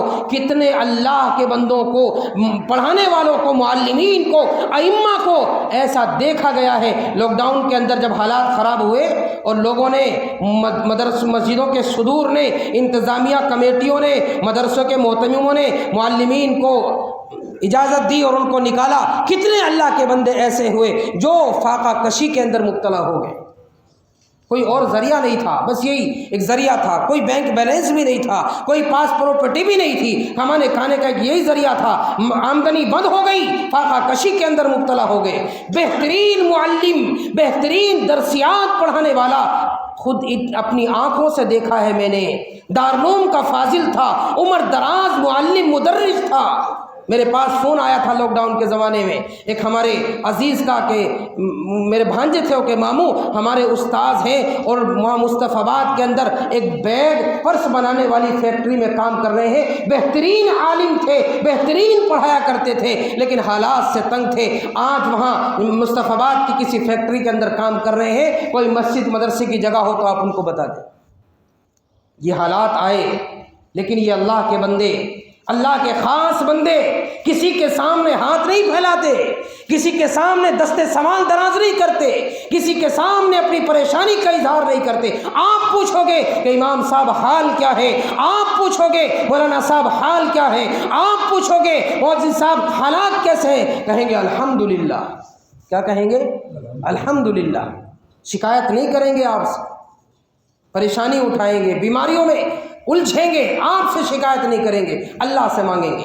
آپ کی ذمہ داری ہے، آپ کی ذمہ داری ہے، آپ پوچھا کریں ان سے، ان کے حالات دیکھا کریں، ہفتے میں، 15 دن میں، مہینے میں پوچھ لیا کریں کہ مولانا صاحب، امام صاحب، مؤذن صاحب، مدرس صاحب، معلم صاحب، آپ کے حالات کیسے، کوئی پریشانی تو نہیں، میرے لائق کوئی خدمت تو نہیں؟ اور یہ پوچھنا ہی ضروری نہیں، بلکہ اللہ نے جو آپ کو عطا کیا ہے، اللہ نے جتنا آپ کو نوازا ہے، اللہ کی قسم، اللہ کی قسم، یہ اپنی طرف سے نہیں کہہ رہا ہوں، اپنے بزرگوں کی جوتیوں کی صدقے میں بات کہہ رہا ہوں، اور اپنے اکابر کا طرز عمل اور ان کی زندگی کا عمل آپ کے سامنے بیان کر رہا ہوں۔ تمہاری حلال کمائی کا بہترین مصرف یہ اللہ کے دین کی خدمت کرنے والے ہیں۔ بہترین مصرف اللہ کے دین کی خدمت کرنے والے لوگ ہیں۔ نام سنا ہوگا امام اعظم ابو حنیفہ رحمۃ اللہ علیہ کا، جن کے ہم مقلد ہیں، جن کے مسلک پر عمل کرتے ہیں۔ حضرت بہت بڑا کاروبار تھا حضرت کا، ایک بڑی رقم حضرت کی قرآن پڑھنے پڑھانے والوں میں، دین سیکھنے سکھانے والوں پر خرچ ہوتی تھی۔ اور آج بھی اللہ کے بہت سے نیک، سب ایک جیسے نہیں ہوتے، قساوت قلبی اور دل کے سخت، بہت اللہ کے بندے آج بھی ایسے ہیں جو چپکے سے خدمت کرتے ہیں، اللہ کے بندوں کو، اہل اللہ کو دیتے ہیں، اہل علم کو دیتے ہیں، بہترین مصرف ہے۔ ایک شخص مجھ سے اپنا حال بیان کیا کہ مولانا، میں نے اپنی کمائی میں، جو میری مہینے کی کمائی ہوتی ہے، اس میں سے میں نے صدقے کا کچھ بجٹ بنا رکھا ہے، کئی باتیں انہوں نے مجھے بتائی تھی، میرے ذہن میں نہیں ہے۔ ان میں سے ایک تو یہ بھی تھا کہ میں اپنے اور اپنے اہل و عیال کی طرف سے صدقہ دیتا ہوں، اور ان میں سے ایک یہ بھی تھا کہ میں ان اہل علم اور دین کی خدمت کرنے والوں کی طرف سے صدقہ دیتا ہوں جو اپنی ضروریات کے مطابق اپنی ضروریات کو پورا کرتے ہیں، اور راہ خدا میں خرچ کرنے کے لیے ان کے پاس نہیں ہوتا، بس قرآن اور دین کی خدمت میں لگے ہوئے ہیں، اتنا ہوتا ہی ان کے پاس نہیں ہے کہ وہ غریبوں کو دیں، صدقہ خیرات کریں۔ میں اپنی کمائی کا ایک حصہ ان کی طرف سے صدقہ کرنے کے لیے بھی مختص کیے ہوئے ہوں۔ اللہ کے بندے ایسے ہوتے ہیں۔ بہرحال ایک بات، والذی صاحبہ ينفق مالہ فی سبیل اللہ، بھلا چنگا دل، صاحب القلب السلیم، جس کا دل بھلا چنگا ہوگا اور جنت میں لے جائے گا، ان میں سے ایک شخص وہ ہوگا جو اپنے مال کو اللہ کی راہ میں خرچ کرتا ہو۔ دوسرا نمبر کیا ہے؟ دوسرا نمبر ہے والذی یرشد بنیہ الی الحق، وہ شخص ہے صاحب القلب السلیم، بھلا چنگے دل والا، جنتی دل والا، وہ شخص ہے جو اپنی اولاد کو نیک بنانے کی کوشش کرتا ہے، اپنی اولاد کو، والذی یرشد بنیہ الی الحق، اپنی اولاد کو نیک بنانے کی کوشش کرتا ہے، وہ بھی صاحب القلب السلیم ہے، بھلے چنگے دل والا ہے۔ بیٹا کوئی سرکاری خلاف ورزی کر جائے، سرکار کی، حکومت کی کوئی خلاف ورزی کرے، آپ پریشان ہو جاتے ہیں، کہتے ہیں بیٹا میرا ایک ہی لخت جگر ہے، میرا ایک ہی نور نظر ہے، بیٹا یہ کام نہ کر، پکڑا جائے گا، حکومت کی نظر کے اندر آ جائے گا، یہ کام نہ کر۔ بچہ بیمار ہو جائے، ماں باپ رات کو روتے ہیں، پریشان ہوتے ہیں، رات کو روتے ہیں، بے چینیوں کے اندر مبتلا ہوتے ہیں، ہمارا بچہ بیمار ہو گیا، ہمارا بچہ پریشان ہو گیا، ہمارے بچے کو بیماری لاحق ہو گئی۔ کیا وہ ماں باپ اپنی اولاد کو دیندار بنانے کے لیے بھی اسی طرح فکر مند اور کوشش کرتے ہیں، اسی طرح جستجو کرتے ہیں کہ ہماری اولاد بھی نیک بن جائے، ہماری اولاد بھی دیندار بن جائے؟ میرے بھائیوں، یہ ذمہ داری ہے ہماری اور آپ کی کہ جس طرح اپنے آپ کو دیندار بنانے کی فکر کی جاتی ہے، اسی طرح اپنی اولاد کو بھی دیندار بنانے کی فکر کی جائے، کوشش کی جائے، ان کو اللہ والوں کی صحبت میں لے کر جایا جائے۔ جس طرح ایک جسمانی ڈاکٹر ہوتے ہیں، اسی طرح روحانی ڈاکٹر بھی ہوتے ہیں۔ آپ ان کی جسمانی کے بیماری کے علاج کے لیے جسمانی ڈاکٹر کے پاس جاتے ہیں، تو روحانی بیماریوں کے علاج کے لیے بھی روحانی ڈاکٹروں کے پاس لے کر جائیں۔ اللہ والوں کے پاس لے کر جائیں، اہل اللہ کی صحبت میں لے کر جائیں، اہل علم کی خدمت میں لے کر جائیں، ان کے پاس بٹھائیں، ان سے دعا کرائیں، ان کے لیے ہدایت کی دعا کرائیں، ان کے لیے نصیحتیں کرائیں۔ علامہ حضرت حضور اکرم صلی اللہ تعالیٰ علیہ وسلم نے فرمایا، حدیث کے اندر آتا ہے کہ اہل اللہ کی صحبت میں بیٹھنے والا بھی اللہ کی رحمت سے مایوس نہیں ہوتا، اہل اللہ کی صحبت میں بیٹھنے والا بھی اللہ کی رحمت سے مایوس نہیں ہوتا۔ میرے بھائیوں، اہل اللہ کی صحبت میں اپنی اولاد کو بٹھاؤ، لے جاؤ خدمت کے اندر، ان سے دعائیں کراؤ۔ اہل اللہ کی صحبت رائے گاہ نہیں جاتی، اہل اللہ کی دعائیں رائے گاہ نہیں جاتی۔ آپ نے نام سنا ہوگا جگر مراد آبادی کا، سنا ہے؟ جگر مراد آبادی کا بہت بڑے شاعر تھے، بہت زیادہ شراب پیا کرتے تھے، بہت زیادہ شراب پیا کرتے تھے۔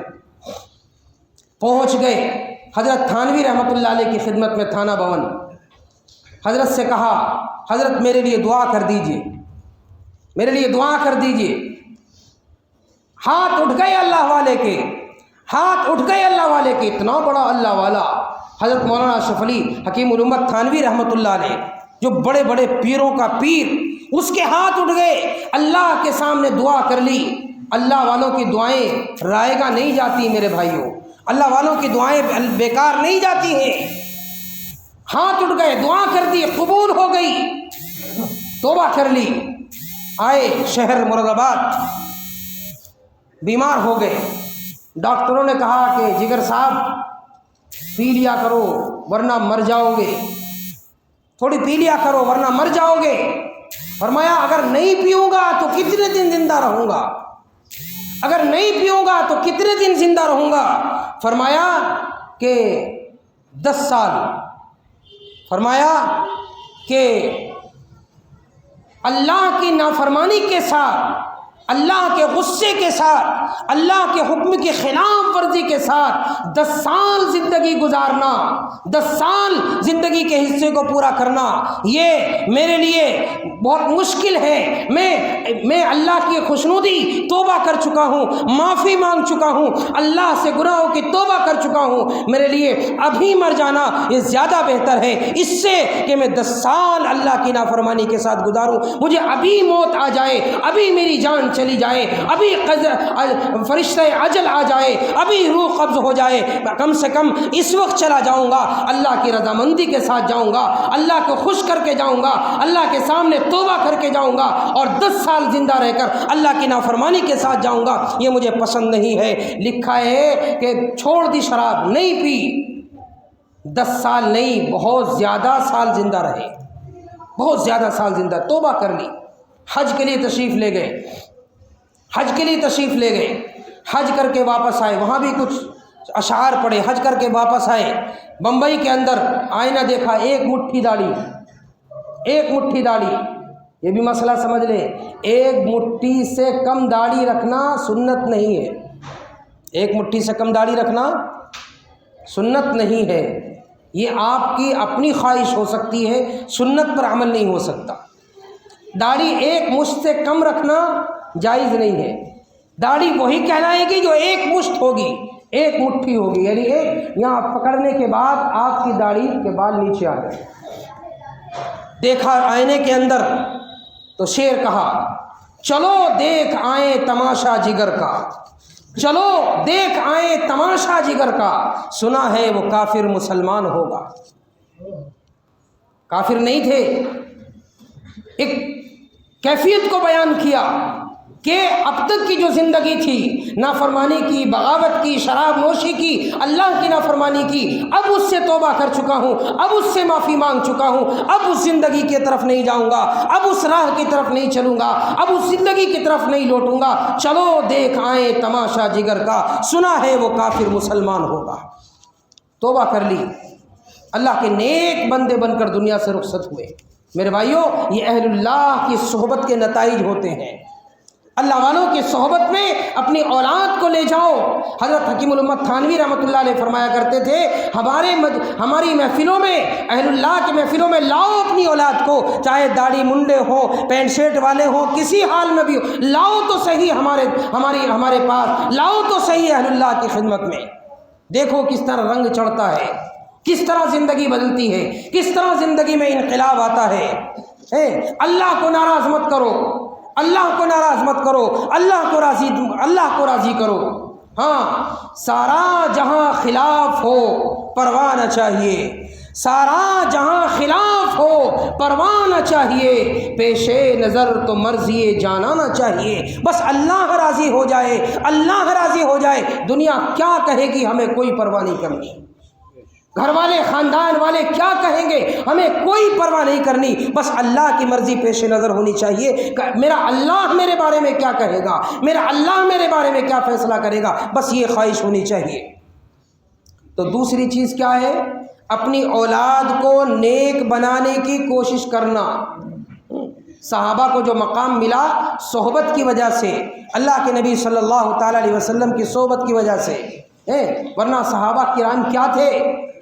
عرب کے بدو، جاہل، زمانہ جاہلیت کے رہنے والے۔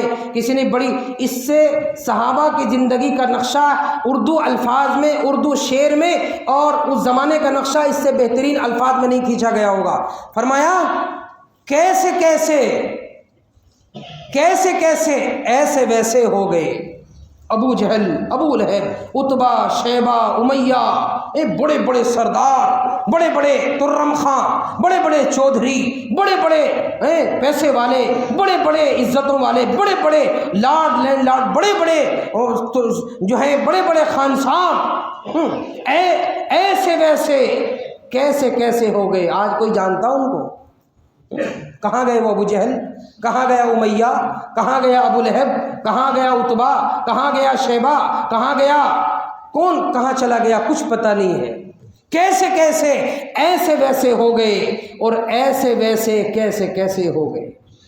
عرب کے بدو، جاہل، حضور کی صحبت میں آئے، حضور کے پاس بیٹھے، حضور سے کسب فیض کیا، علم حاصل کیا، دین سیکھا، تو کیسے کیسے ایسے ویسے ہو گئے۔ آج دنیا 1400 سال سے لے کر آج تک اور قیامت تک ان کے نام کو جانتی رہے گی۔ یہ ہم نہیں کہتے، یہ ہم نہیں کہتے، دشمن ظالم کہتا ہے، دشمن ظالم کہتا ہے کہ اگر عمر جیسا خلیفہ 10 سال اور دنیا کے اندر حکومت کر لیتا، عمر جیسا خلیفہ 10 سال، یہ میں نہیں کہتا، یہ تمہارے ملک کا ایک بڑا چودھری، بڑا چودھری کون؟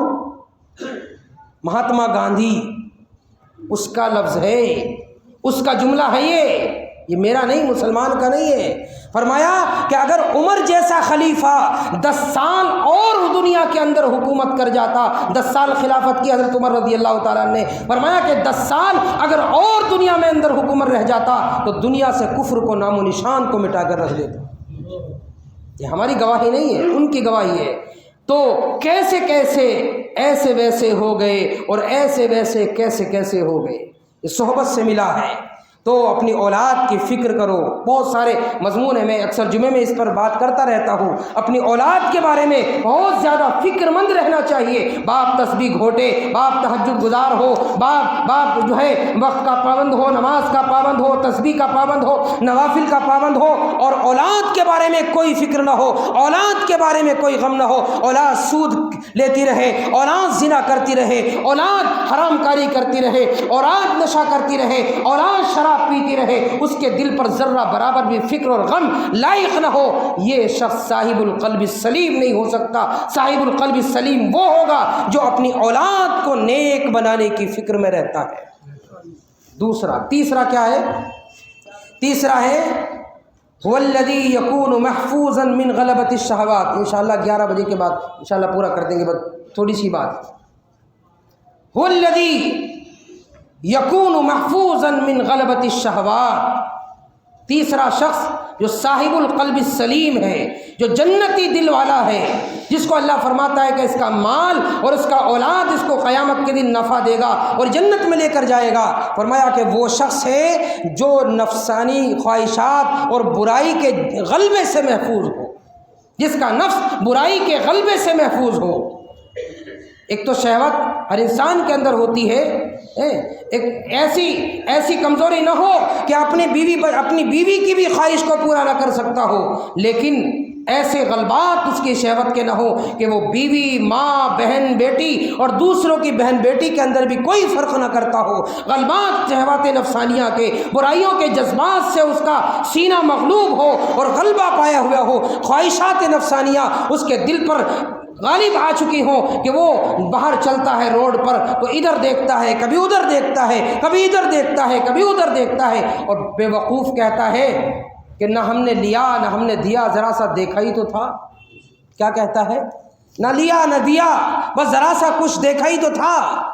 اللہ کے نبی جناب رسول اللہ صلی اللہ تعالی علیہ وسلم فرماتے ہیں کہ من الزنا عین النظر، کہ بد نظری کرنا بھی آنکھوں کا زنا ہے، بد نظری کرنا بھی آنکھوں کا زنا ہے۔ جیسے نفس خواہشات نفسانی کو پورا کیا جاتا ہے، اسی طرح آنکھوں سے بھی زنا ہوتا ہے، کانوں سے بھی زنا ہوتا ہے، ناک کا بھی زنا ہے، ہاتھوں کا بھی زنا ہے، پاؤں کا بھی زنا ہے۔ اس کی تفصیلات عرض کرنے کا موقع نہیں ہے، تو فرمایا کہ راستہ چلتے ہوئے اپنی نگاہ کو جھکا لو، کوئی نامحرم سامنے آ جائے، کوئی غیر عورت سامنے آ جائے، اپنی نگاہ کو جھکا لینا، یہ اللہ کا حکم ہے، یہ رسول اللہ کا حکم ہے۔ ملے گا کیا؟ ملے گا کیا؟ اگر ہم نے نامحرم کو دیکھنے سے اپنی نگاہ کو جھکا لیا، کوئی لڑکی سامنے آ گئی، کوئی ماں بہن بیٹی سامنے آ گئی، ہم نے اپنی نگاہ کو جھکا لیا، ہمیں کیا ملے گا؟ ہمیں کیا ملے گا؟ خدا کی قسم وہ حلاوت اور مٹھاس آپ کے دل کو ملے گی جو ساری دنیا کی نعمتوں میں بھی آپ کو میسر نہیں ہوگی۔ ایسی مٹھاس، ایمانی حلاوت اور ایمانی چاشنی آپ کے دل کو محسوس ہوگی۔ اس بات پر عمل کر کے دیکھ لینا، کبھی اس بات کو آزما کر دیکھ لینا، فقیر کی اس بات کو ذرا اس پہ پریکٹیکل کر کے دیکھ لینا کہ سامنے نامحرم کی تصویر آ جائے، چاہے وہ موبائل کے اندر ہو یا کسی اور طریقے سے سامنے آ جائے، اپنی نگاہ کو جھکا لے، نہ دیکھے، قصدن نہ دیکھے، بے توجہی سے نظر پڑ جائے، جھکا لے، اس کے بعد اپنے دل میں ایمان کی مٹھاس کو محسوس کر کے دیکھے۔ ایمان کی حلاوت آپ کو ملے گی اللہ کی قسم، اور ایسی ملے گی، ایسی ملے گی، ایسا ایمان اور ایسی چاشنی آپ کو ملے گی۔ علامہ ابن قیم، علامہ ملا علی قاری رحمۃ اللہ علیہ نے شرح مشکات میں لکھا ہے قد ورد ان حلاوت الایمان، اور یہ حلاوت ایمان جو ہے، ایمان کی مٹھاس جو ہے، یہ شاہی عطیہ ہے۔ کیا ہے؟ شاہی عطیہ۔ کس کی طرف سے ملا؟ اللہ کی طرف سے ملا، شاہی عطیہ ہے۔ آپ نے غلط نگاہ نہ ڈالی، آپ نے برائی سے کسی کو نہ دیکھا، اللہ کی طرف سے آپ کو حلاوت ایمانی اور ایمانی مٹھاس محسوس ہوگی۔ اور اللہ کے نبی فرماتے ہیں ان حلاوت الایمان اذا دخلت قلبا لا تخرج فیہ ابدا، شاہی عطیہ ہے، اور شاہوں کا قانون ہوتا ہے کہ کوئی چیز دے کر واپس نہیں لیا کرتے، کوئی چیز دے کر واپس نہیں لیا کرتے۔ اللہ جس دل کے اندر حلاوت ایمانی نصیب فرما دیتے ہیں، ایمان کی مٹھاس اس کے دل کو نصیب فرما دیتے ہیں، پھر اس کے دل کو اس سے واپس نہیں لیا کرتے۔ ہاں، یہ اللہ کی محبت جس کو نصیب ہو جائے گی، بصیرت لے کر بصیرت عطا فرما دیتے ہیں۔ علامہ ابن قیم جوزی رحمۃ اللہ علیہ فرماتے ہیں کہ بصارت لے لی اللہ تعالیٰ نے، نہیں دیکھنا ہے تمہیں ادھر۔ بصارت کہتے ہیں دیکھنے کو، سامنے نامحرم ہے، موبائل ہے، گندی تصویریں ہیں، گندی چیزیں سامنے ہیں، نہیں، اللہ کا حکم ہے بصارت نہیں دیکھنا نہیں ہے، نگاہ کو جھکا لو، بصارت لے کر بصیرت عطا فرما دیتے ہیں۔ وہ سکون اور وہ چین اور وہ اطمینان، وہ مٹھاس دل کو عطا فرما دیتے ہیں کہ یہ اللہ کا بڑا انعام ہوتا ہے۔ مانا کہ میر گلشن جنت تو دور ہے، میر کا شعر ہے، مانا کہ میر گلشن جنت تو دور ہے، عارف ہے دل میں خالق جنت لیے ہوئے۔ گلشن جنت، بھائی اللہ کی مٹھاس زیادہ ہے یا جنت کی مٹھاس زیادہ ہے؟ اللہ کی مٹھاس زیادہ ہے کہ جنت کی مٹھاس زیادہ ہے؟ اللہ کی مٹھاس زیادہ ہے۔ اللہ کی مٹھاس، اللہ کی محبت کی جو مٹھاس ہے وہ جنت کے اندر کہاں؟ اللہ اپنی مٹھاس نصیب فرما دیتے ہیں۔ اور فرمایا کہ مانا کہ میر گلشن جنت تو دور ہے، عارف ہے دل میں خالق جنت لیے ہوئے۔ جنت تو بہت آگے بات ہے، اس نے تو جنت کے خالق کو اپنے دل کے اندر لے لیا ہے۔ جنت کے پیدا کرنے والے کو اپنے دل کے اندر لے لیا ہے، اس کی محبت، اس کی توجہ، اس کی الفت، اس کا تعلق اور اس کی چاشنی، اس کا پیار اس کو نصیب ہو گیا ہے، جس نے اپنے دل کو بد نظری سے، بد نگاہی سے اپنے آپ کو بچا لیا ہے۔ کریں گے انشاءاللہ اس پر عمل؟ ہاں، بد نظری نہیں کرنا، اپنے آپ کو، اپنی نگاہوں کو گندا نہیں کرنا، یہ اللہ کی امانت ہے، بڑی قیمتی امانت ہے۔ کل قیامت کے دن اس نعمت کے بارے میں اللہ تعالیٰ سوال فرمائیں گے۔ ہاں، تو تیسری چیز کیا ہو گئی؟ یکون والذی یکون محفوظا من غلبۃ الشہوات قلب صاحب القلب السلیم، بھلا چنگا دل جو جنت میں لے جائے گا، اس کی پہچان یہ ہے، اس کی علامت یہ ہے کہ اس کا دل خواہشات نفسانی سے مغلوب نہیں ہوتا۔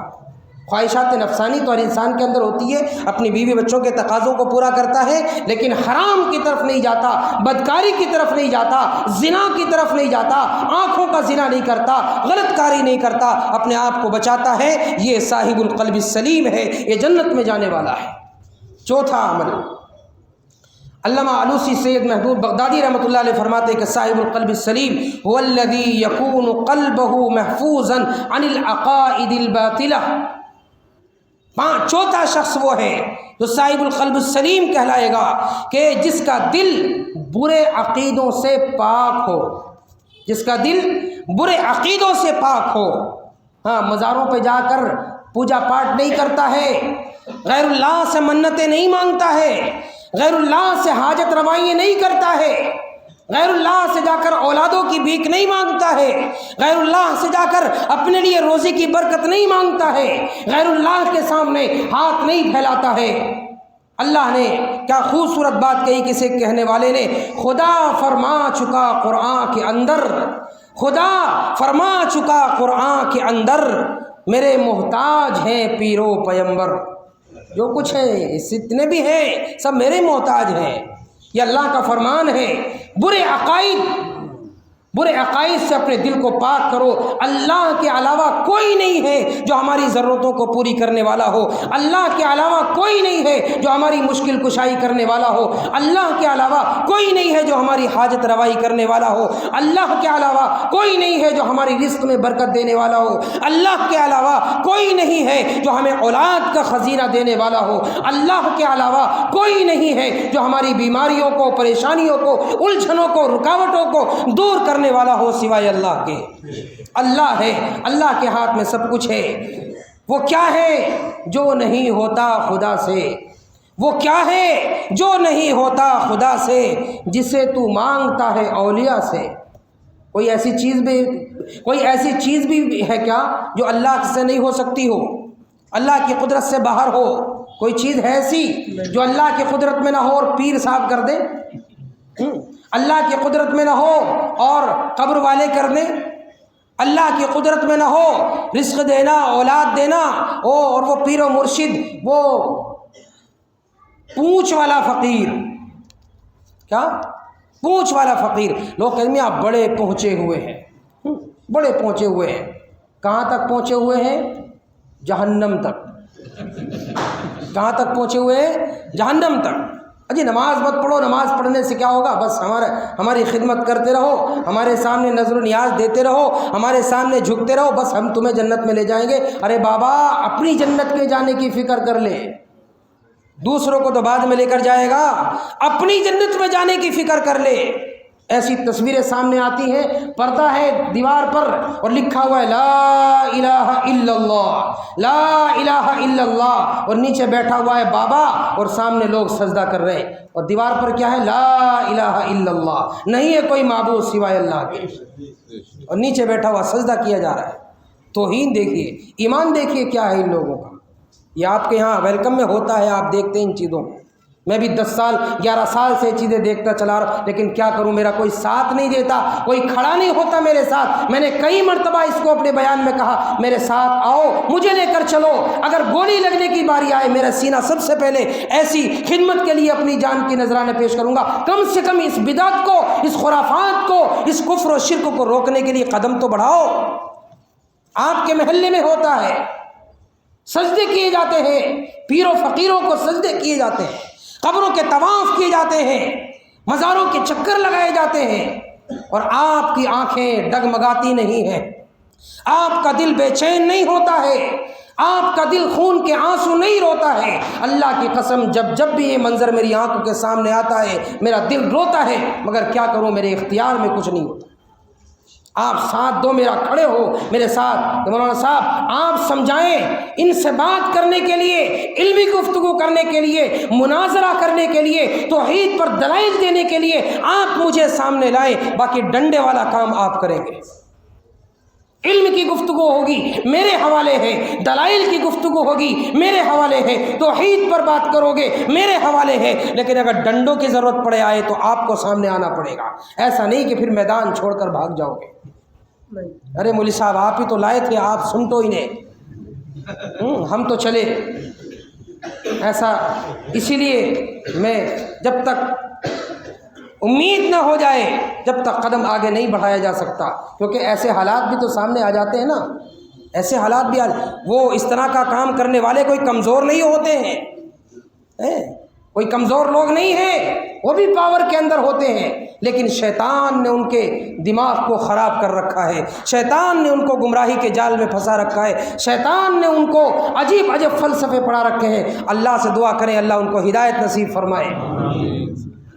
اللہ کے علاوہ کوئی سجدہ کرنے کا مستحق نہیں ہے۔ تو چوتھا شخص صاحب القلب السلیم، جس کا ہوگا بھلا چنگا دل، جس کا ہوگا جنت میں جانے والا جو شخص کہلائے گا وہ ہوگا یکون هو الذی یکون قلبہ محفوظا عن العقائد الباطلہ، جس کا دل برے عقیدوں سے محفوظ ہوگا وہ صاحب القلب السلیم کہلائے گا۔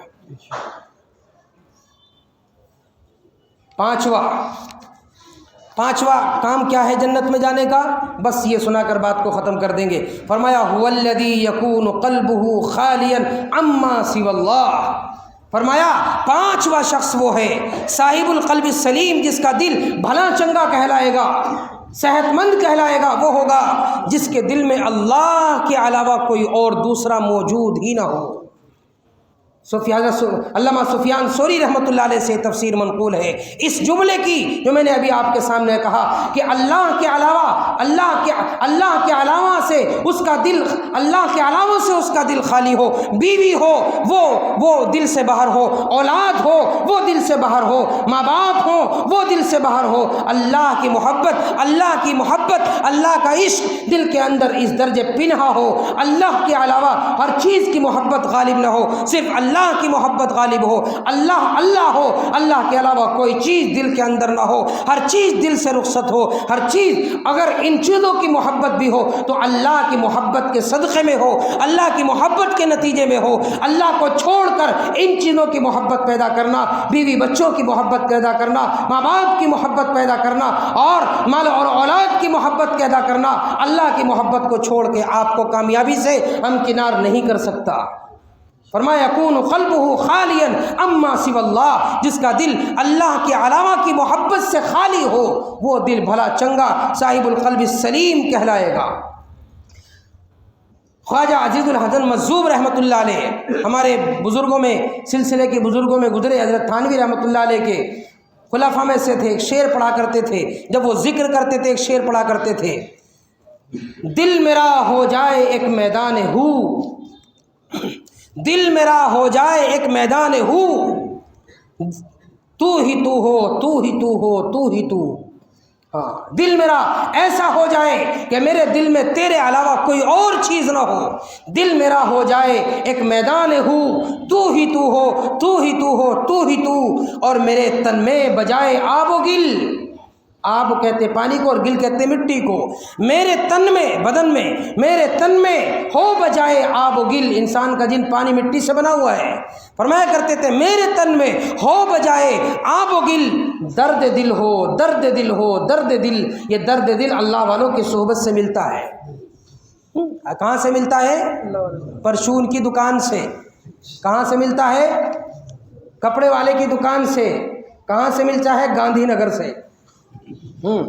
آپ کو کپڑا چاہیے کہاں جاؤ گے؟ کپڑے والے کی دکان پہ جاؤ گے۔ آپ کو راشن چاہیے کہاں جاؤ گے؟ راشن والے کی دکان پہ جاؤ گے۔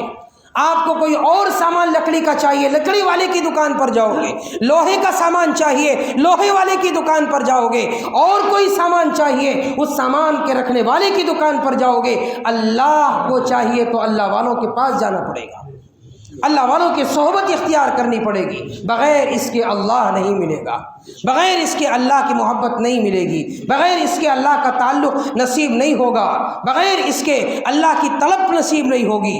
تو میرے تن میں ہو بجائے آب و گل، درد دل ہو، درد دل ہو، درد دل، اور غیر سے بالکل ہی اٹھ جائے نظر، غیر سے بالکل ہی اٹھ جائے نظر، تو ہی تو آئے نظر دیکھوں جدھر۔ ہر چیز کو دیکھ کر اللہ یاد آئے، آسمان کو دیکھے اللہ یاد آئے، زمین کو دیکھے اللہ یاد آئے، چاند کو دیکھے اللہ یاد آئے، سورج کو دیکھے اللہ یاد آئے، اولاد کو دیکھے اللہ یاد آئے کہ یہ میرے اللہ کی امانت ہے جو میرے اللہ نے مجھے عطا کی ہے، بیوی کو دیکھے اللہ یاد آئے یہ میرے اللہ کی امانت ہے، یہ میرے اللہ نے اس بندی کو مجھے دیا ہے، ماں باپ کو دیکھے اللہ یاد آئے، جو بھی چیز دیکھے، سر پہ ٹوپی دیکھے اللہ یاد آئے، بدن پہ کپڑے دیکھے اللہ یاد آئے، آنکھ دیکھے اللہ یاد آئے، کان دیکھے اللہ یاد آئے، چہرہ دیکھے اللہ یاد آئے، ہاتھ دیکھے اللہ یاد آئے، پاؤں دیکھے اللہ یاد آئے، ہر چیز پر نظر پڑے تو اللہ ہی کی صورت نظر آئے، اللہ ہی نظر آئے، اللہ کے علاوہ کوئی اور چیز اس کو نظر نہ آئے، جو بھی نظر آئے اللہ کے پردوں میں اور اللہ کے اثر سے نظر آئے، اسی کو کہہ رہے ہیں غیر سے بالکل ہی اٹھ جائے نظر،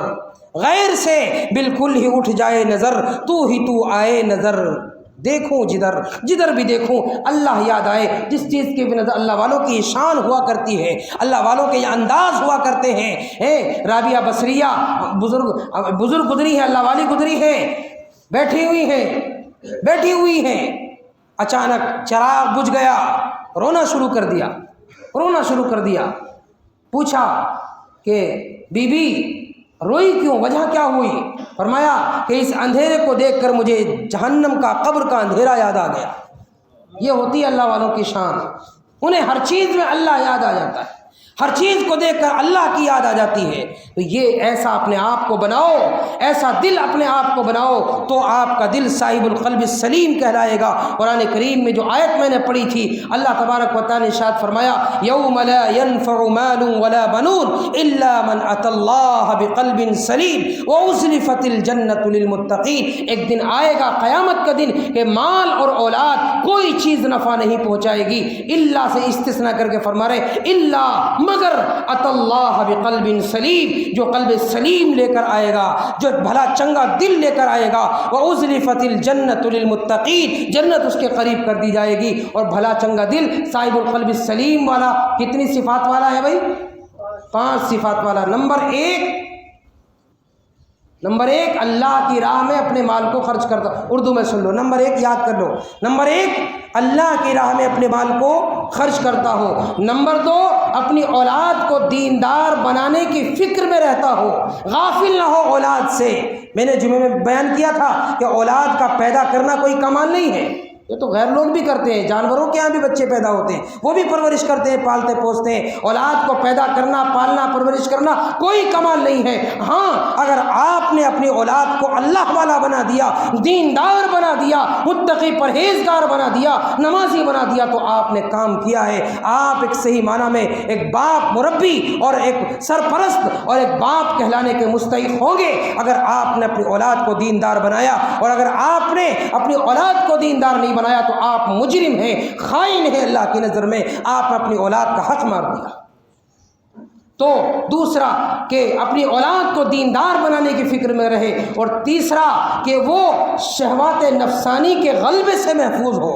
شہوات نفسانی ہوتی ہے لیکن غلبہ نہ ہو، بیوی اور دوسرے کی بیوی، بہن میں، بہو میں، بیٹی میں کوئی فرق نظر نہ آئے، بد نظری کرتا ہے، موبائل میں، راستوں میں، چوراہوں میں، گلی کوچوں میں دوسروں کی بہن بیٹیوں کو تکتا ہے، نظر کرتا ہے، یہ شہوات نفسانی ہے، اس سے بچاؤ اپنے آپ کو۔ دل بیمار ہوگا جب نظر خراب ہوگی، اور جب دل بیمار ہوگا سارا بدن خراب ہو جائے گا۔ سارا بدن، کیونکہ دل سارے بدن کا مرکز ہے۔ جب دل بیمار ہوتا ہے سارا بدن بیمار ہوتا ہے، جب دل صحت مند ہوتا ہے سارا بدن تندرست ہوتا ہے۔ حضرت مولانا الیاس گمن صاحب رحمۃ اللہ علیہ کا بیان میں سن رہا تھا، کسی نے ان سے پوچھا حضرت آپ راتوں رات سفر کرتے ہو اور پھر بھی آپ صحت مند ہو، آپ کی طاقت کا، آپ کی صحت کا راز کیا ہے؟ تو حضرت نے جو بات بیان فرمائی وہی میں آپ کو بتا رہا ہوں۔ فرمایا کہ بھائی ہم آنکھوں سے بد نظری نہیں کرتے، ہم آنکھوں سے بد نظری نہیں کرتے۔ ظاہر بات ہے جب آنکھوں سے بد نظری نہیں ہوگی دل کے اندر محبت کہاں سے پیدا ہوتی ہے؟ آنکھوں سے تو آتی، کسی کو دیکھ لیا، دیکھتا رہ گیا، اب اس کا خیال، اس کا تصور دل میں آ گیا، نمازیں بھی محفوظ نہیں ہیں اور تنہائیاں محفوظ نہیں ہیں، دل میں تصور لیے بیٹھا ہوا ہے، کاش یہ مل جائے، کاش یہ مل جائے، کاش یہ مل جائے، اور وہ چیز ملنے والی ہے نہیں، تو ظاہر بات ہے کہ دل بیمار ہوگا کہ نہیں ہوگا؟ دل بیمار ہوگا کہ نہیں ہوگا؟ دل بیمار ہوگا۔ اور جو چیز ملنے والی ہے اللہ کی محبت، اللہ کا عشق، اس کو لینے کی کوئی فکر طلب نہیں، اللہ کی محبت کو حاصل کرو۔ خدا کی قسم اللہ جب مل جائے گا دل آپ کا صحت مند اور قوی ہو جائے گا، تو غلبات شہوات نفسانی کے غلبے سے اس کا دل محفوظ ہو، وہ صاحب قلب سلیم کہلائے گا۔ اور چوتھے نمبر پر کہ وہ اس کا دل برے عقائد سے پاک ہو، برے عقیدے نہ رکھتا ہو۔ اور نمبر 5 اس کے دل میں اللہ کی محبت کے علاوہ ہر چیز سے، اللہ کی محبت کے علاوہ ہر چیز سے خالی ہو، بس اللہ کی محبت ہو، اور دوسری چیزوں کی محبت بھی اگر ہو تو وہ اللہ کی محبت کے زمرے میں ہو، اللہ کی وجہ سے ہو، ماں باپ کی محبت ہو اللہ کی وجہ سے ہو، اولاد سے محبت ہو اللہ کی وجہ سے ہو، بیوی سے محبت ہو اللہ کی وجہ سے ہو۔ اللہ کی محبت کو چھوڑ کر کوئی چیز ہمیں پسند نہیں ہے۔ تو میرے بھائیوں، یہ اپنے آپ کو جنت میں جانے کے لیے تیار کرنا اور گناہوں کو چھوڑنا اور جنت میں جانے کے لیے کوشش کرنا ضروری ہے کہ نہیں ہے؟ ضروری ہے نا۔ اور جنت میں جانے کے لیے گناہوں کو چھوڑنا یہ بھی ضروری ہے۔ اب گناہوں کو جب چھوڑنا ضروری ہے تو دیر سے چھوڑا جائے یا جلدی چھوڑا جائے؟ جلدی چھوڑا جائے۔